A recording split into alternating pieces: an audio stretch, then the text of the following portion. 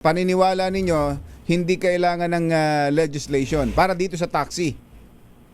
Opo, paniniwala po natin yan at although merong ibang kontra paniniwala, pero yan po ay palagay ko na i-sort out na ng ating Department of Transportation.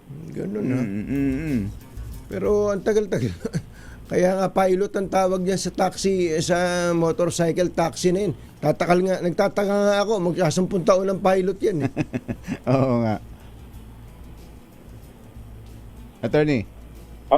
Yes po, opo. At palagay ko ay, kasi panahon na nga rin po talaga na i-update ng mga policies tungkol sa motorcycle taxi dahil lumaki na yung demand at nagbago na ang framework. Dati po, mga pasahero lang ang kanilang mga ginagawa, but because of yung tinatawag nating gig economy,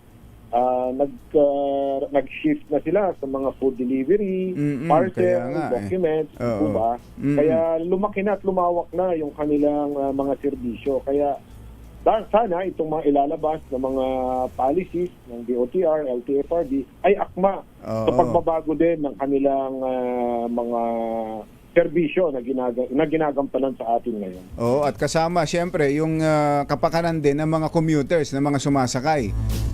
Di ho ba, hindi lang yung riders, kundi yung ang mas importante, yung sumasakay. Tama po yun dahil protektado dapat. Sinusulong ng LTFRB ay ang safe and secure commute, ano. So ibig sabihin dapat merong passenger accident liability insurance yung motorsiklo para doon sa rider at saka doon sa kanyang pasahero.